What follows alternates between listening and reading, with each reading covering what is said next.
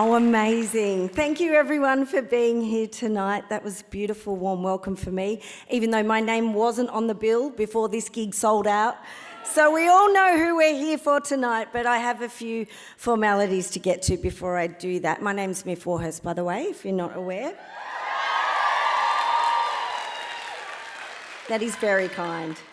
First and foremost, though, I would like to acknowledge that we are meeting today on the lands of the Wurundjeri Woiwurrung people of the Kulin Nation, the traditional owners of the land on which this event is taking place, and acknowledge any First Nations people with us today.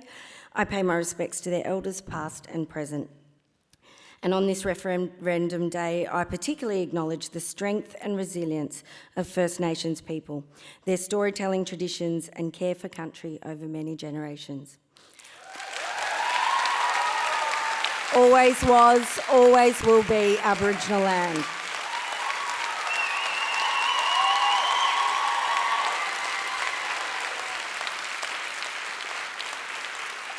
Oh, a bit of an emotional day. I think we're all feeling things, a lot of things today. So this will be a nice respite from a lot of what's gone down today.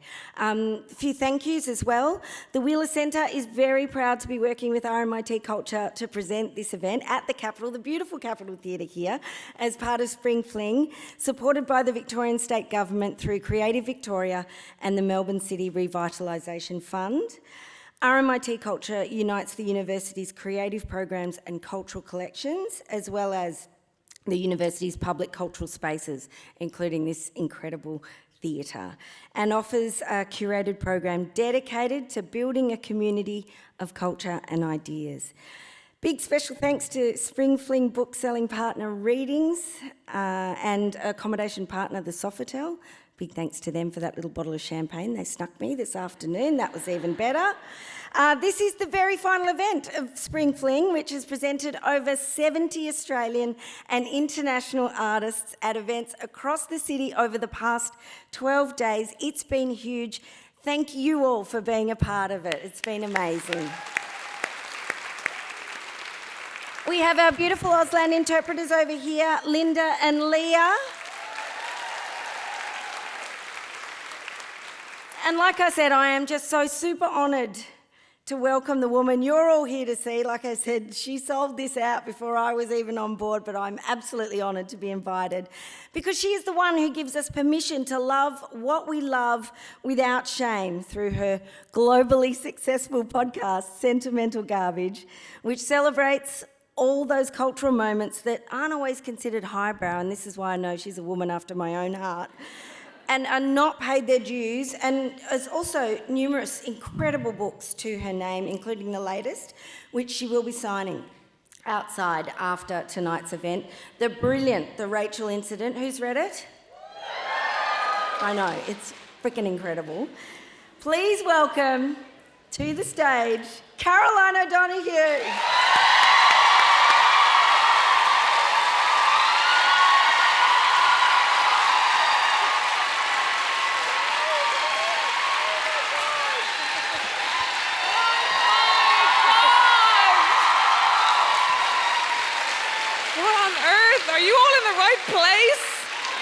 Oh my goodness.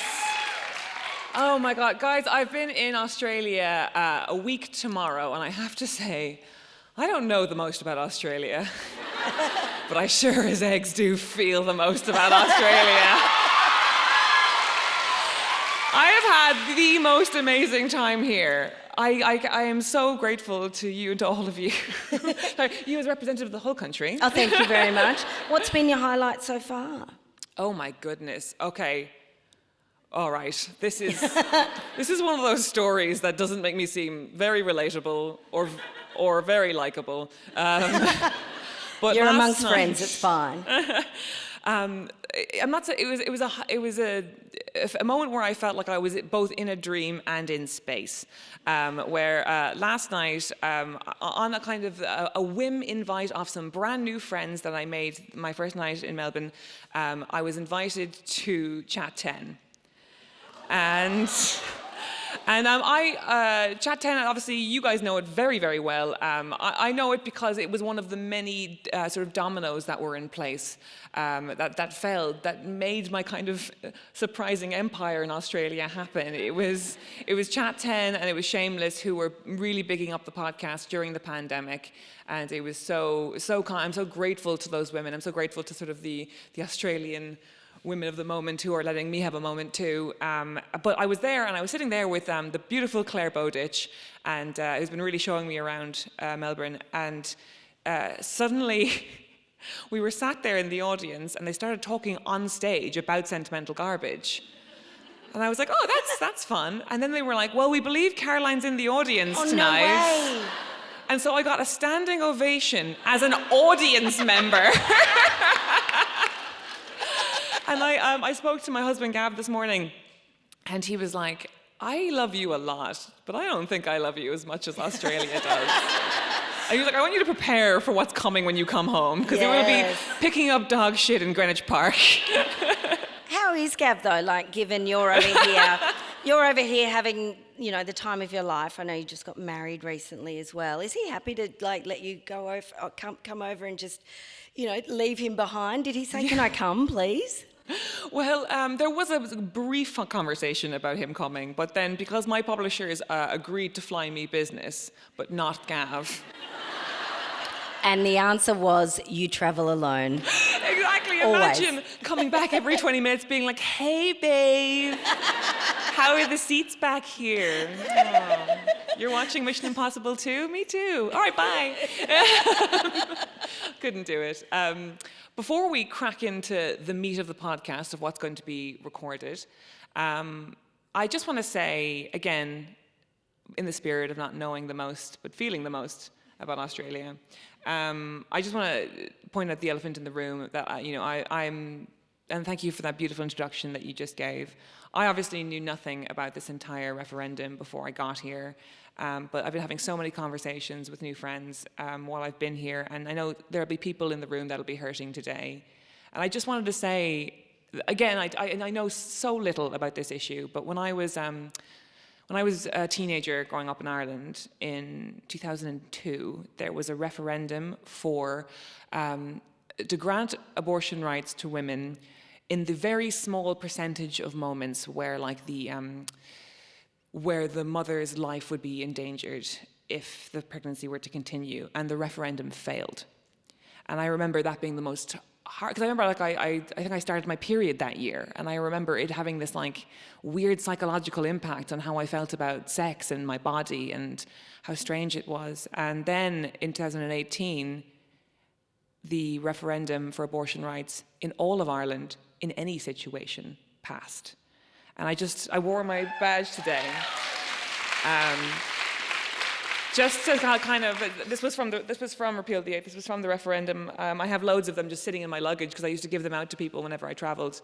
And just, you know, sometimes you lose the battle, but you don't win the war, you don't lose the war, you know? So. Great words. All right, ready to have fun? I'm terrified, by the way. We don't know what we're going to be talking about tonight. So yes, we've got a big chalice. All right. You put I had a quick look through. There's some deranged shit in here, quite frankly. I love when people put it in, and sometimes they put down, you know, one word, or sometimes they put down a whole sentence or a question, or sometimes they'll do like H2O, the TV show, full stop. And then discuss, full stop. The discuss, full stop people are their own star sign. Yes. just for the sake of the audio. Mm. Hello and welcome to Sentimental Garbage.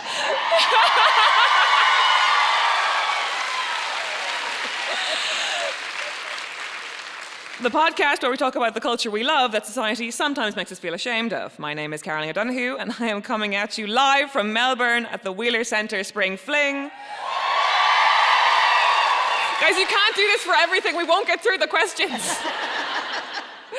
And joining me is Australia's favourite national treasure, Myf Warhurst. Let's hear it again. Don't know why I brought a notebook on just to read that. The pleasure is all mine. I'm so honoured to be here. Well, the honour is all mine. Do you want to take the first one? Okay. We're going to just be scooting it back. In the world. Oh, this is bleak. River Phoenix. Should we put him on the side for later? Yeah, beautiful bone structure. Yeah. We'll always remember his performance in Stand By Me. Guys, we're here to have fun. Exactly. Don't trust me to pull anything out of the barrel. Oh, I love this. Okay, go. Best and worst moments of Grease. This is the spirit of the evening. Yes, Yeah. yes. Yeah. Best moments? Yeah. Well, Olivia Newton-John's very, very tight pants. I think they were extraordinary how she got into them. Oh, look, the love duet. I'm a lover of love duets. I made a documentary many years ago. It was called Nice, and it was about all the things that people would say, you know, if you loved them, especially when you're a kid, they would say, oh, that's nice. But they were really judging you, you know. Oh, wow, you were really... And I loved love duets, and I ended up working at Triple J, which was like, you know, it was youth radio, and I was a bit ashamed about my love of very cheesy love duets. Yeah, so... oh my God, I'm sorry. I'm going to keep doing this, but you have to come on the podcast properly to just talk about this. This is a great subject. Yeah. Well, I ended up, the whole thing, I created this documentary. In the end, I just made it for me, really. Yeah. I met Kenny Rogers and sang Islands in the Stream with Kenny Rogers. So... oh my God. As a way of re-embracing, you know, that story and reassessing that love and yeah, so... The love duet, obviously, oh my God. in Greece is the best Truly, moment. Myf, you walked so I could run. Happy to pave the way, babe. Happy. But the doors you opened for talking about shit no one likes. My other favourite moments in Greece are, and this is something that's really come to me with maturity as I've watched it as an older person, the best song in Greece is the song in the opening credits. Am I right, though? With the cartoon. And I remember being when you watch it with the cartoony bit, with their old, the animation, I remember being so confused by it as a kid because you want it to be you want the cartoon to be the whole movie. And then you're like, oh, the fleshy 35-year-olds playing 17-year-olds. They're all so old. Where's my cartoon? But that song is such a bop. Yeah. Grease is the word, it's the it's got room, it's the groove, it's got feeling. Bow, bow, bow, bow. So good. It's so good. All the songs are great. Look, the premise of the movie is a little odd in that poor Olivia's character had to basically change herself entirely in order to get the guy. Yeah.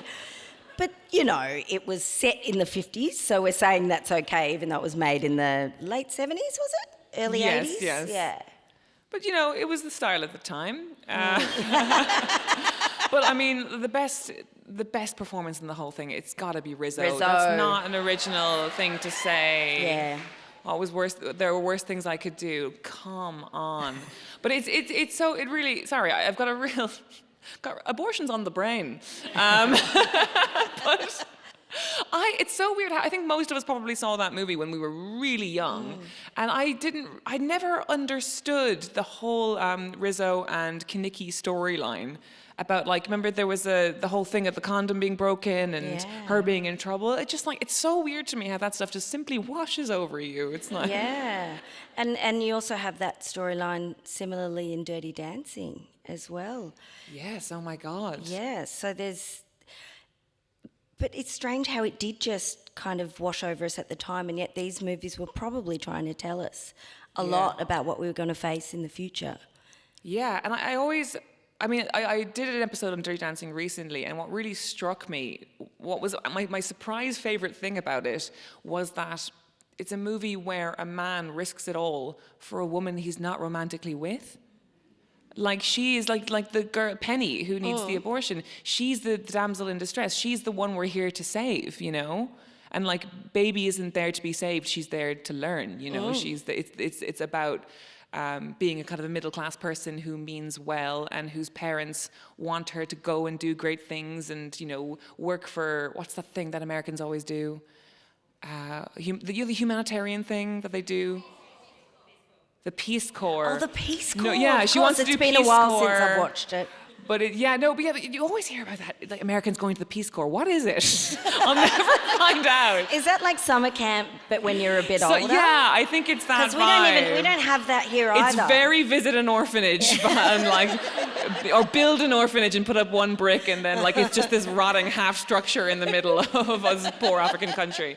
But it's what I find fascinating about it. It's like very much like this character who's this left-leaning upper middle class family. They want her to join the Peace Guard, that she wants to do great things, but the minute that like the people she wants to save, the people she wants to speak on behalf of, that becomes inconvenient for her parents' worldview, or becomes inconvenient to her purity, her virginity. That's when her parents' generation, their resolve crumbles. Like her dad, who she loves, is like, no, you're not allowed to speak on behalf of these people, kind of thing. And I think it's such a brilliant observation of that moment where we realize our parents aren't quite as liberal or lefty or as well-meaning as we thought they were, you know? Yeah, I think a lot of people are experiencing that this week. Yeah. I think just about so many of my friends have this week, in the last couple of months, have experienced that kind of separation over certain issues, and it's just, it has to happen, but it's so difficult. It's like it's a severing that is deeply uncomfortable, I think. Yeah. And there's this strange thing as well where, you know, when you're young and you come home with your first little set of politics and you're... It's like, Mum, you'll never guess, I hate racism. What do you think of that? And then you there's like a big moment and you weigh in on it, and you're like 18 or 19 and your parents talk over you at the dinner table because you don't have the life experience to match the opinions you have. I'm 50 and my parents still say I don't have life experience. This is the thing. Yeah. It never ends. It never ends. I've begun to realize that they will always have more life experience on you. Yeah. That's the way the parenting thing is set up. So like, how do you? There's like, it's like there's no way of diffusing that whole thing. It's wait for death, I guess. This is from the mind of a genius. What do you think about the girl tired hours, i.e., between 3 and 5 p.m. daily? You know what? I don't call them girl tired hours. They're like the Kit Kat and Coca-Cola hours. Yeah. It's like, I'll just have half a Kit Kat. Never half a Kit Kat. Never half a Never Kit Kat. 2 pieces, always 4. That person has really got to the heart of something I've been wondering about for my entire adult life. Girl tired hours. Girl tired. Do you get sweet. girl tired? I get girl tired. Yeah. For sure I get girl tired. And like, yeah, there's always that period. It is about 3:45 where I'm like, maybe I have clinical depression. Yeah. Sadly, I'm not deep enough to have a mental health issue. I'm just a little gerbil, just a little hamster on the wheel. Is girl tired hours though? Is that like girl math, as in it's real but not real?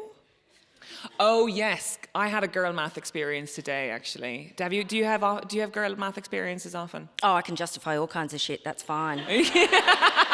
I've built a life on justifying all kinds of shit. So yeah, I'm good with it. What is that? Do you know that famous Simpsons episode where Marge buys the Chanel suit? Oh yes. My people. So good. Marge buying the Chanel suit is the first anthropological evidence of girl math in the culture. Because there's this moment where she finds the Chanel suit and it's at some kind of TK Maxx sort of outlet store thing, and it's $99, which is insane. And Lisa's like, oh, Mum, you have to buy it or whatever. Mom, you have to buy it. And she's like, no, it would just be for me. It wouldn't be for the family. If it was a suit we could all wear. And then she eventually buys it. And then Lisa's like, oh, you never do anything for yourself. And she goes, right, I'll buy it for the economy. Oh, Marge, she so deserved that. She deserved that. Yeah. But do you want to hear about my girl math experience today? Absolutely. Some of you will have heard about this on my Instagram, but I think I think Myf is too chic to look at Instagram. And so for you, it'll be a news story. Nobody prepared me for the Melbourne weather. I did see you had to adapt some of your clothing. I had to adapt some of my clothing. Yes, yes. So jumpers under dresses, it's all very nice. But I also had to buy a pair of tights. And the only tights shop that was, I'm in the Sofitel Hotel, which I can say freely because I'm checking out in the morning. So, and the only tights shop near there because it's insane luxury brands all around that area. Yeah, like there's a Wolford store, I think, and yeah. Well, Is this where you went? This is where I went. Oh my God. Are you made of money? Well, no, because the woman girl mathed me because she gave me this big spiel about how spending 75 Australian dollars on a pair of tights was a good idea because it would last me for years. I go out last night wearing the tights. It's a fairly tame one. Like, we went to the podcast recording. We went for a few drinks afterwards. Like, there was no dancing. There was no whatever. And then I get home and literally there's all these little micro holes coming up the side. No. And it's so depressing. And I was Take them back. Take them back, she says. I'll do it for you. I'll do it for you tomorrow. It's fine. So I take them back. And the poor girl behind the counter, she's just doing her shift, like she can't issue refunds, and she's just kind of repeating the same thing to me over and over again, which is, we don't do refunds. And I was like, I understand, but I have paid 75 Australian dollars for these, and they should last longer than a single evening. And I made it quite clear I wasn't going to leave. And so she rings her manager, who's in Sydney, by the way. So this is Sydney's problem. And we have this conversation on the phone, and she's not letting up. And she's like, and I was like, listen, I was in this store yesterday, and you told me that these would last me for years. And she was like, well, you obviously didn't take care of them. She's stocking shamed you. Oh my God. And she was like, what were you wearing?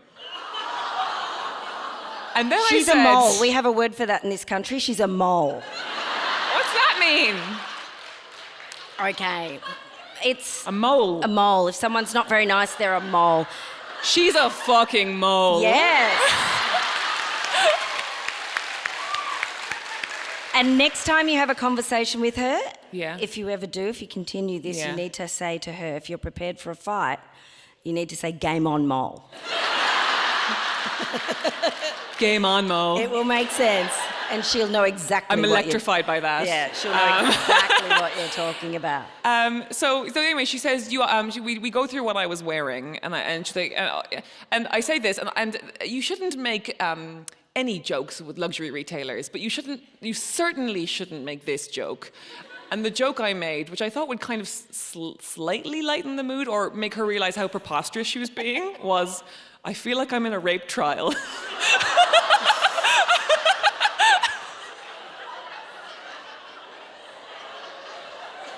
Oh my God. And that was when I lost the war. There's no badge for that. And and so she said you weren't looking after it properly, and I said, she said you're probably used to M&S. She what? She said you're probably used to M&S. The implication being that like you're a person who suitable doesn't for have a nice cheap- things. Yeah. She's definitely a mole. Mole. Game on, mole. Yeah. But the girl math of that. Yeah. So that I'm never seeing those dollars again. But this is a live podcast that is going on my feed. I will make ad revenue from it. And all from that damn mole. We can tell you head to the supermarket and get a pair of bonds, Yeah, those opaques, 50 denier or something. They'll do the job just as well. Well, if only I'd known that yesterday. Do you want to take the next one? Yes, please. Thank you for letting me get off my This chest. is good. Okay. Not sure how far we can go with this, but Meg Ryan's best hairdos. What was that story in the Bible of the guy who loses his power when he loses his hair? Oh. Samson. Samson, yeah. Meg Ryan has that in reverse. She was her most powerful when she had very short hair. And then she got long hair and it was like, eh. Was that the feathered short hair? The feathered short, that you've got male hair. Yeah. God, that's gorgeous. It was a gorgeous movie, but the feathering left a lot to be desired. And we all went there. I mean, I know I certainly did around that time. Did you rock it's a feather very cut? difficult to do when you've only got like one hair product that was probably mousse. We didn't have any other products back in the early 90s. Or was it mid-90s? I'm not sure. Tried the feathering, definitely. It was something you could do with a hairdryer. You sort of pushed it all forward. Meg Ryan It only style. ever looked good on her. And now Does not suit anyone else. Yeah, but now those the Gen Z, the Gen Zers, the TikTokers, they're all getting that kind of 90s Bobby kind of thing now. And every single day, Dolly messages me a screen grab of another 21-year-old with like a 90s bob. And I just text her back saying, it only looks good on her because she's 21. I also had the bob in the 90s. I thought, because I went to Cinema Nova here in Carlton in the 90s and regularly watched the movie Betty Blue. Big Blue? It's a French Betty Blue. Betty Blue, yes. It's a French beautiful. movie, and it was the movie to watch here at the time, and she was absolutely stunning, the woman playing Betty, and she had this great sort of bob, and I got it, thinking I would look just like her. I look like a fucking Lego character. The sexiest Lego character. The sexiest The most Lego. beloved. Yeah. All right, let's make Ryan's hair. We need a separate table for that. Yeah, I know. How do you feel about restaurants explaining how their menus work? I've got one thing to say. Have you eaten here before? Oh my goodness. It's so weird. Have you eaten here before? And then you go, no. And they go, oh. And then they crouch down at table level and get like elbows on the table. Yes. And they got all these like rings on because it's a cool place. And they're like, right, so what you want to do is for our small plates, you probably want about maybe 2 for 2 people. Yeah. And you're like, so a starter? I'm like, yeah. And for then our big plates, there's probably 1 each. And then our sweet things, you're just like, why do you think you've reinvented the wheel on this? They might as well just say when you come up to the table or they come up to the table, can you read? Like, I've never understood it. Hi guys, how are we today? Can you read? Yeah, I'll do it for you. And when you ask for too many small plates and they plate shame you, that's the other thing I'm not here for. Oh yeah. They're like, oh, you're hungry. Oh yeah. Hungry girls. Yeah. I have to say though, I have not had a bad meal in this country, and it's so wonderful because I'm not sure if anyone's recently been to London. That city is over. Because like combination of like COVID and lots of restaurants got shut down, so like all of my like favorite places I loved to eat for years just gone, and the Brexit ingredients much more expensive, and it's just I'm having the worst meals of my life in that country right now. I'm on strike. I'm learning to cook. You know, it used to like it is so hard to get a good meal in that country now. That's why I'm moving here. I think we would love that. All right, your turn. All right, okay.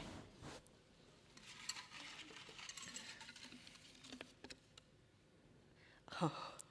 Canned boxed wine. Do you have canned boxed wine? So in the UK, it's readily only available? beginning to become chic now. But it was really like you've got a word for it over here, don't you? Goon. A goon. We call it the goon bag. No one really knows why, but I think it came from it being originally packaged in a flagon. Oh. Yes. I actually did research into this. Ah. Yeah. Because you're like a secret scholar, right? Like you did a whole PhD on toilets, which makes me love you so much. No, that was my first. my background is in art curatorial studies, and I've never done anything, but I did one exhibition, and it was here in Melbourne, and it was on the history of public toilets in Melbourne. You'd be amazed what you can learn from public toilets and how much they change cities. But anyway, they do, because prior to the 1920s, there were no toilets for women. Yeah. So women couldn't come to the city. All the blokes would be pissing in an alleyway, and that was fine, but women couldn't come to shop, because unless they could go into a department store, that was the only place you could go. So public toilets were actually hugely pivotal in changing the culture of the city. Hey! Well, we love a dunny here in Australia. This is a really boring thing to say, but every day in Australia, I've texted somebody at home saying, everything here just works. Like the transport works, like every 50 paces there's a public loo. It's like, you don't know what you have. You don't know what you have here. And just like, I don't know, hearing you talk about the history of toilets, I just kept thinking, there's a reason that we were put together on this stage. Like people, the Weir Centre understood the assignment. That's right. You can see the value in everything. But yeah, boxed wine. Boxed wine, sorry. Built originally, or created originally, as a way to store wine if you didn't finish the bottle that night. And I used to have it in my fridge when I was a poor student, because it was heaps cheaper. And I would call it the Lonely Lady. The Lonely Lady. Your friend in the fridge. So she was always there for me. The Lonely Lady. Yeah. I love her. And I actually released my own box wine a couple of years ago called The Lonely Lady. Myf, what have you not done? I know. I think Black Hearts and Sparrows still has it. It's got me when I did my debutante in the 80s. It's a picture, because the original boxed wine had a lady in a white dress. Yeah. And so I thought, I'll just put my deb photo on it. That'll be fine. I had gypsophila in my hair, you know, that baby's breath. Flowers. And anyway, so Black Hearts and Sparrows did a little range for me a couple of years ago. We were all a bit bored during lockdown. So if you want some, I'm sure I can get some. I very much need some. Thank you. So I love it. I love the idea of, just... Yeah.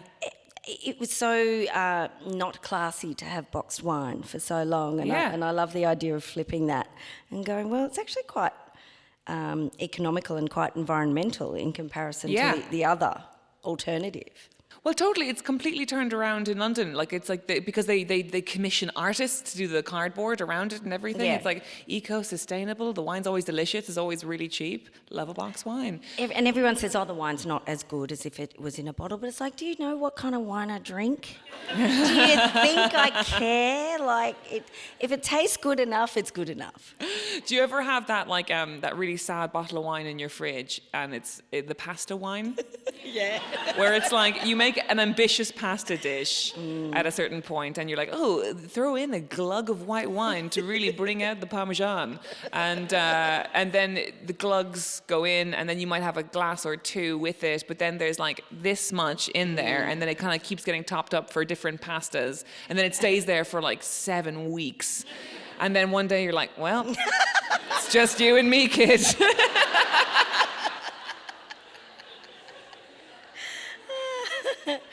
Oh, look, there's nothing wrong with a drop of battery acid every now and then. It's fine.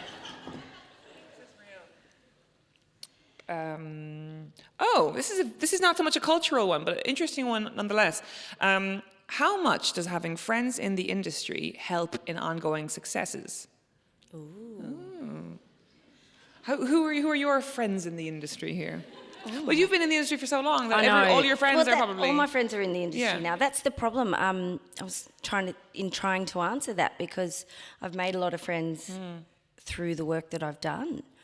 So I'm sure it has an ongoing effect in terms of people thinking of you for the next thing or wanting to work with you. Yeah. But I don't think I had any friends in the industry when I first started. In fact, I know I had none. I loved duets, and I worked at Triple J, and they went into that. So I have a lot to say on it, and it's because it's an accusation I've had. Is it? Yeah, totally. And it's a thing because, like, you know, I moved to London when I was 21, and the only people I wanted to be friends with were other people who were writers. And, you know, we all knew nobody, and we all sort of like encouraged each other and came up together and made friends with other writers through that. And it's this big network of writers and artists. And then when the podcast started getting big, and I'm under no illusion that it got big because I was doing this mini series with my friend Dolly Alderton, who is beloved and should be because she's incredible. But there was many reasons why it became incredibly popular. First of all, I think it was good. Thank you. I love the T-shirt down here. Hope you brought one for me. But second of all, the pandemic. And third of all, because Dolly had a weekly podcast called The High Low that had finished and had been running for 6 years or something. And it had started right at the beginning of when like chat podcasts were really getting famous. And so she was incredibly famous. She had a huge podcasting audience that were missing her deeply. Oh, I was bereft when that Yeah, I bet. I bet they were fabulous together. And so then she kind of took a break for a while and then did this mini series with me, and people were so happy to see her again.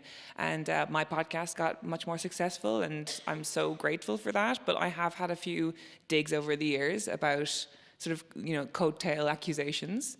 And you just call them moles. Moles. That's moles. And I think that's not fair though, because like you said, you all came up at the same time together. Yeah, and I think, but also, like even when me and Dolly met, and I've got other friends also who are popular, successful in other fields, and you can make that accusation there. But Dolly was already quite big when we became friends, and I think also what happens is, like, everyone gets opportunities. As you said, the opportunities come because you've worked with people, you like them, they think of you for the next job. Surely that's how it should be. Yeah, And you've earned your place. Yeah, exactly. By doing a good job and having a great work ethic and being a creative person that people like to be around. So Yeah. in a way, I feel like that dig is almost trying to say it's just nasty as opposed to anything constructive. Yeah, and it's weird as well because when I'm not sure how bad nepotism is in Australia, but certainly in London, you meet people out and they're like, oh, I just signed my debut novel deal and it's a 6-figure deal and all this, and then you find out that both their parents have Wikipedia pages, and you have that moment of like, oh, okay. Fine, good for you, you know. But like, it's not nepotism; it's the opposite of that, you know. Yes, absolutely. It's interesting, though. Yeah, I mean, Australia is a small pond. I remember Steve Coogan. He was here.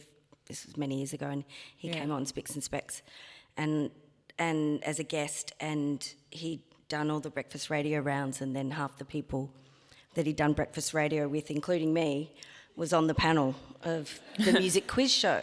Okay. That I worked on, and that night, and he sort of made the comment, Australia's very cosy. And it was a very fair comment. It is. What do you think he meant by that exactly? I think he meant that it's very small, and that there's a lot of the same people doing the same things, or at least, you know, they're kind of holding a lot of positions. And in that sense, it probably needs to be opened up a lot more. Okay. And I thought it was a fair comment, actually, because it is quite cosy. Yeah. The Australian media scene is, and but yeah, I don't think it's necessarily because of nepotism. I think that we don't really have that necessarily of families and histories of families and children with parents who, you know, it's not so much a thing here, I think, but once you're in, I think you get very well looked after if you're it's good interesting to work with. Because we were talking backstage, and even hearing you talk about various things you've done with the wine, etc. You have this incredibly like multi-hyphenate career. You've done like a bit of everything, and you're continuing to do more exciting and more interesting stuff all the time. And like like I know that you got those opportunities because you're curious and interested and hardworking. Is there also a situation where people will give you chances to do things that are new because people trust you and like you and like once you're in kind of thing, and like, yeah, Myf will do it. Yeah, she's great. I hope so. Yeah. Although inside I'm always terrified that one day it's all going to fall to pieces. Something will just, implode. Yeah. Not many Irish celebrities have wine brands. Just Graham Norton. The Secret Garden. Big one for you? Not for me. Sadly. All right. Oh, no! Don't let me stop you, though. Don't let me stop you. I was obsessed with The Secret Garden. The actual question was every millennial woman obsessed with The Secret Garden growing up? And the answer is yes. I believe. I think this might be the single generation gap that we feel. Yes, possibly. I knew that there was going to be something tonight that we would... Yeah. I would have nothing to offer on. But there was this interesting kind of, and I wish it came back. Like, and I think I assume this is about the film more than the book. But yes. But there was in the mid 90s, there was this kind of trend for like very serious, earnest kind of costume dramas aimed at children, where it was like Merchant Ivory films and like no jokes. Of like the Secret Garden and the Little Princess and Black Beauty and all, and they were just very straight tellings of the classics. But I adored them, and I adored them because they took themselves seriously. And I think there's a certain kind of child. I wonder if you were this kind of child that had a very sensitive, like, kind of sense of like when they're being pandered to. And I wanted to be trusted with great drama and great emotions, and you know what I mean. I wanted a character's parents to die in the cholera, and that just be like the opening scene, you know.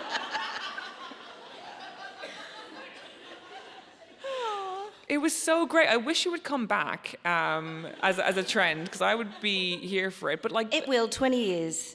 20. Well, yeah. it's nearly been. It would have been. It's ready. When ready. When it's ready. I think what will happen is that like when sort of people of my generation who sort of remember that and grew up with that, when we get to our powerful age.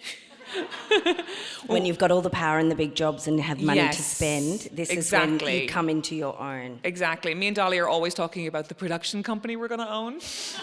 We're doing nothing to put it into place, but we just assume it will happen. And I know that we're going to have like kids at home, and we're going to want to recreate those movies. So watch this space for another 15 years.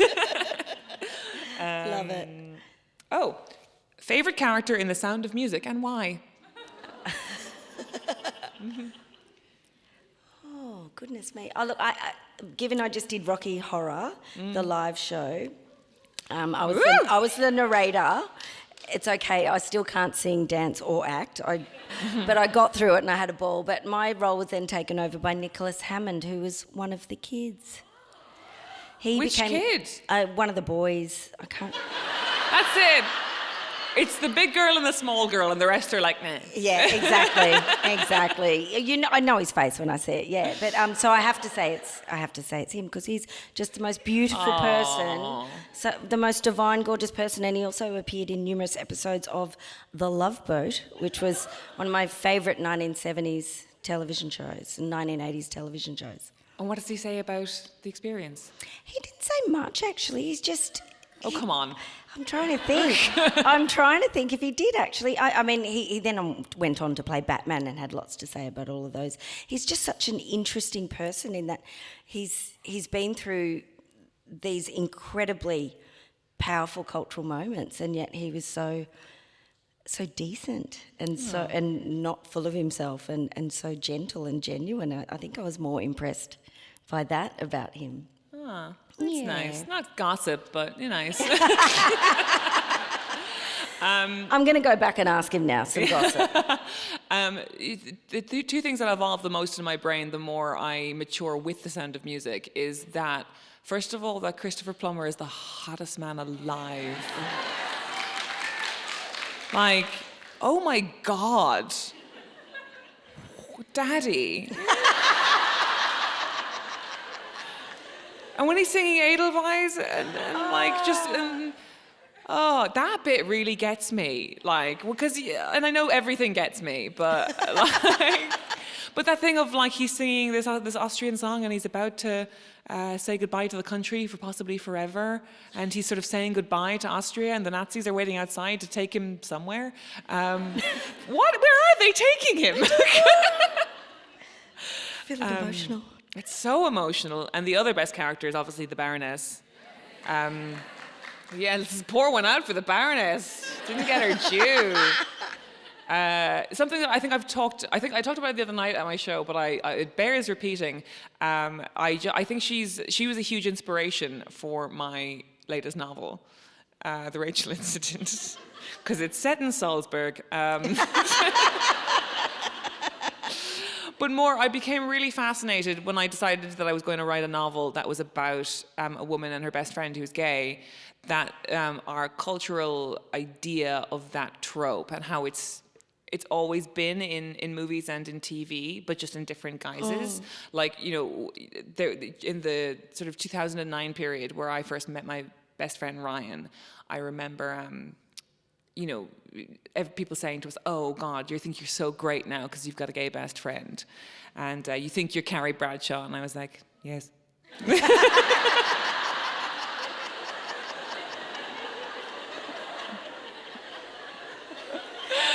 you know, now we've been friends for like 17 years, and we've got like a tattoo together or whatever. It's gone deeper than fulfilling simple, you know, character roles in one another's lives.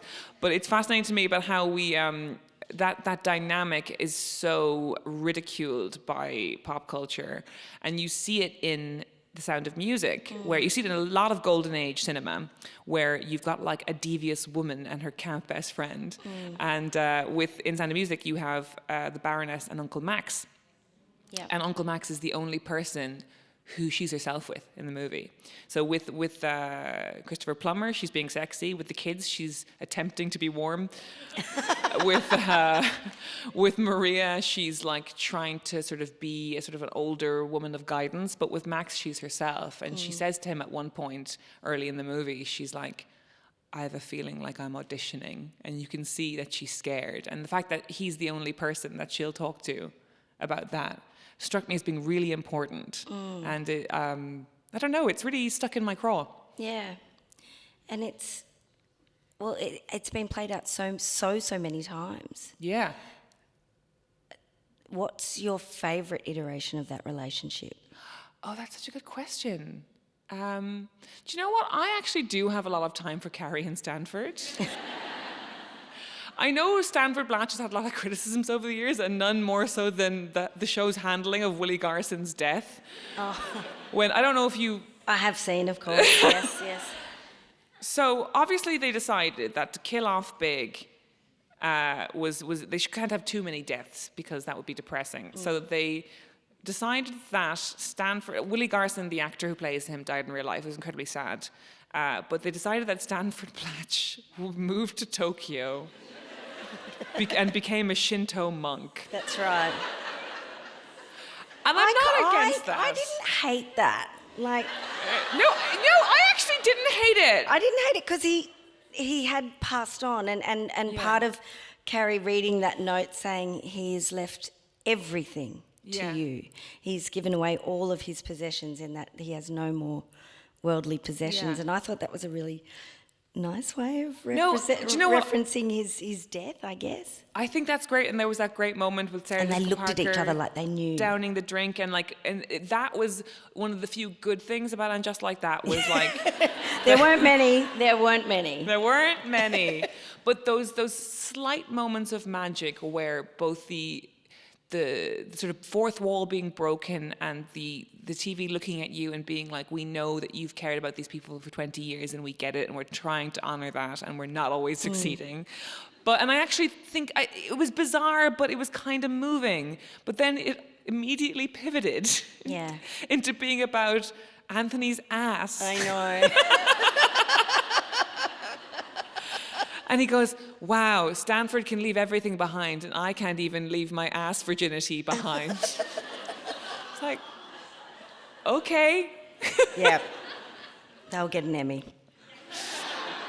So The Sound of Music. This is what I love about you. Go from that to... Yeah, no, It is magical. it is. Yeah. I can't see the camera. Oh, we've got 9:26. We've got 4 minutes, so we've got time for... Are you joking me? I know. All right, shall we quickfire then? Let's quickfire. Okay. Okay. Oh, we had girl math already. The worst Beyonce song. Oh. I'm going to say Soldier, because I don't like how it props up the American military complex. Look, I have to say, I don't think there is a bad Beyonce song. Sorry. Yeah, although I do find Love on Top very stressful in the wrong mood. Yeah. If I've...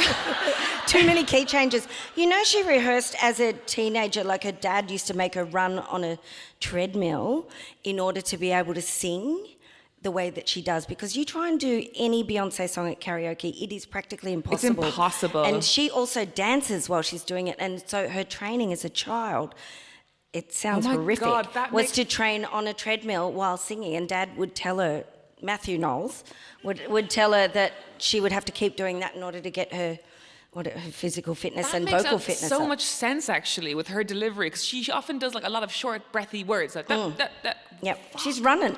Poor girl's running on a treadmill. Yeah, she's the Judy Garland of the modern day, except it all just turned out fine.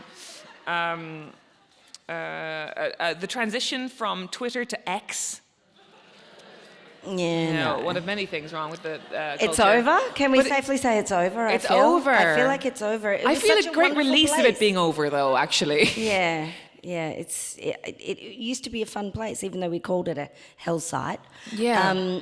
There used to feel like a community, and now it just feels kind of bleak and grim. It's very, very bleak. And also, it's like companies try for decades and pay millions to find a word that then becomes a verb. Like, I tweeted on Twitter, and they just threw that away. Yeah. Fine. He can have it. The bold type. Oh. I Love the bold type. Love. When did you get into it? I think it was definitely during lockdowns, and I think I burnt through all of the series. Yeah. Like, loved all of it. Because I started out doing magazines. Oh. And, well, in a newspaper back in the day, we had free street press, and where you'd learn what gigs were on and what bands were playing and what arts events were on. So, I loved the idea of... Oh, that was my first job in journalism as well, was doing that sort of free press gigs and stuff. Yeah. Oh, so, nice. You always think you're going to be, that's your world, even though it's no longer mine, but I loved it. Oh, I loved watching it. I think I started watching it probably 2019, which was that pre-COVID? Yes. Thank you. And thinking that Megan Fahey was just so brilliant, and that they were all good, but she was clearly the star. And then seeing her in The White Lotus, I was like, Gav, did you see that? Yeah. Turns out I was right about Megan Fahey. And also my mother's maiden name is Fahey, so I was quite... there you go. And now everyone knows all my internet passwords, so... Beckham documentary. Oh. Be honest. What did your dad drive? What did your dad drive you to school in? Rolls Royce. It was a Rolls Royce. It's gorgeous. Like their relationship is actually quite wonderful to see played out on screen. There's a level of honesty and reality about the two. But then, you get those moments where you go, she's just completely bullshitting us. And she is fabulous. She comes out on top in this doco, I think. I'd actually just watch a doco about those two. Rather than all the football Yeah, Alex stuff. Ferguson, who needs it? Yeah, the football stuff was great, but Sorry, do we not have any time for this? I think we do. Do we have to go? Oh, yay! Yeah, no, we've had the thumbs up from the organisers. We can keep going. 2 minutes, okay. Oh, I don't know where I stand on this, so really need the advice from you. Okay. Hair accessories, butterfly clips, chopsticks, etc. Dying to know what etc. is. Oh, then brackets, false Scrunchies? hair on scrunchies. What was that? False hair on scrunchies. False hair on scrunchies. Is that a thing? Do you get a hairpiece with a scrunchie? Wow. Oof. Because like novelties, like hair slides and all that kind of stuff, that's come back in a big way, hasn't it? I'm seeing them everywhere, and I can't commit. Why not? You've got great hair for it. You could do it. I just feel silly.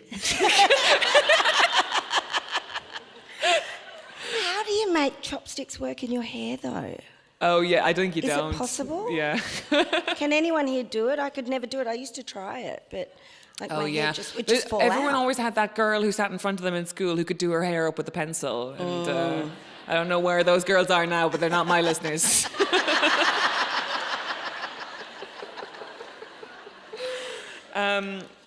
Is it time for Caroline to watch The Castle? Yes, I'm desperate to watch The Castle.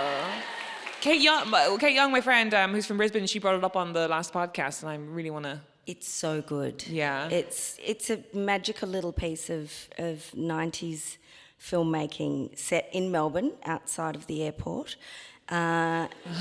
Just outside of the airport. I spent a lot of time at that airport. Yeah, and it's about fighting for your right to live where you want to live and your ownership of that place, and I guess justice for all. It's the only movie in Australia that was a huge hit that also incorporated a storyline involving the High Court of Australia.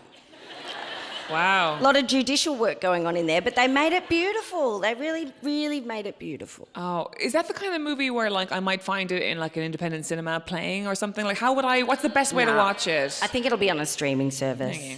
Yeah. Like everything else in this world. And finally, Celine Dion written in blood.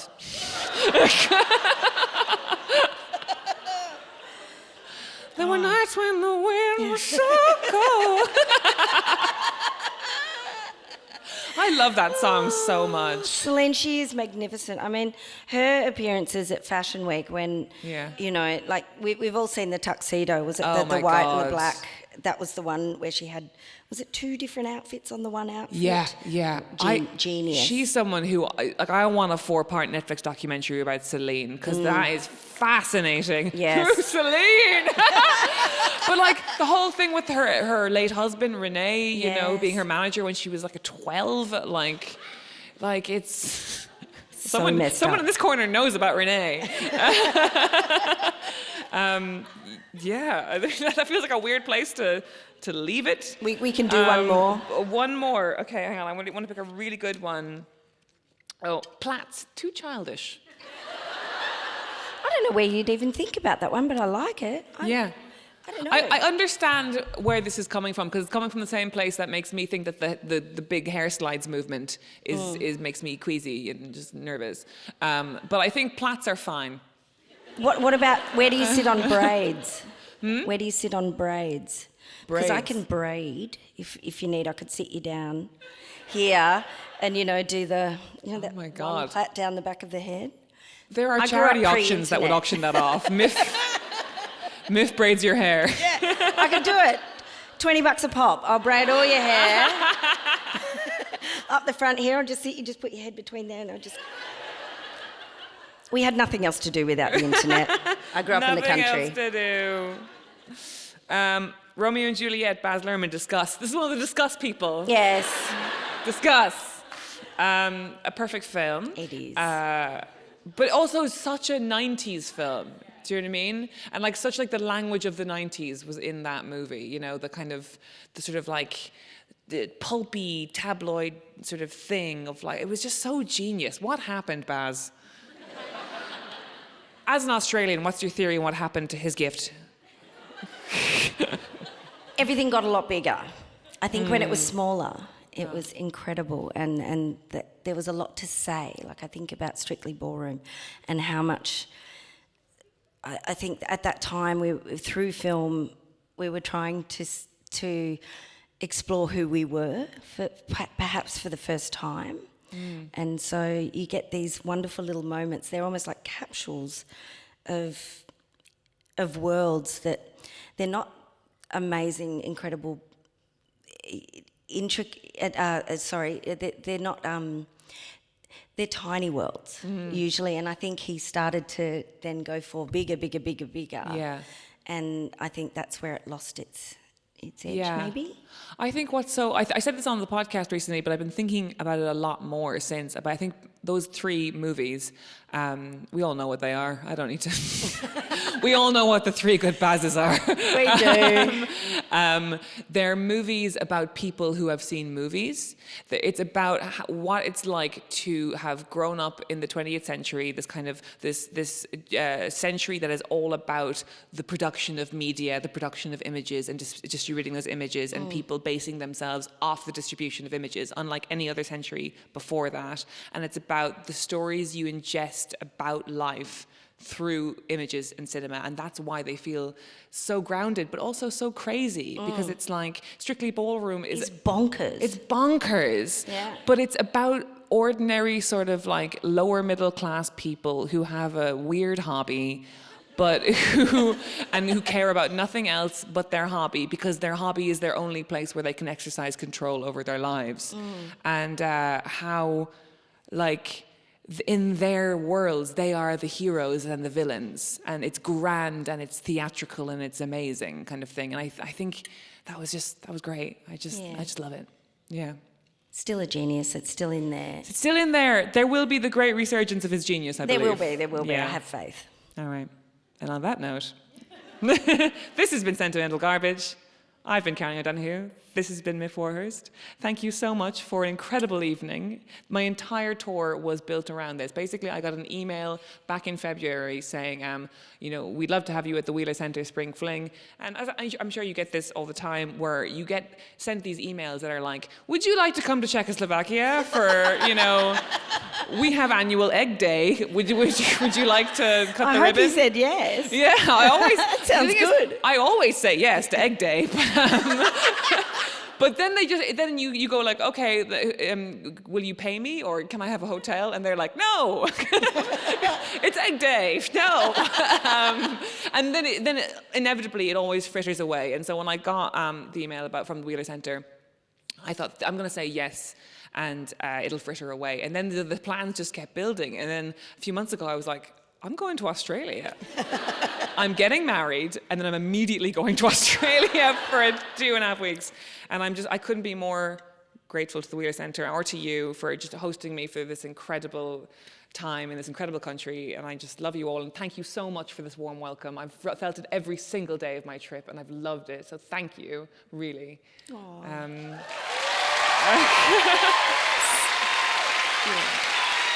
Thank you, Myf. Oh, thank you. What an absolute honour. Thank you for being the soundtrack of so many of our lives for so long. Like you really helped us through a lot of stuff, especially in this city, and I think that's why you're so loved. Stop it, I'll cry. Thank you.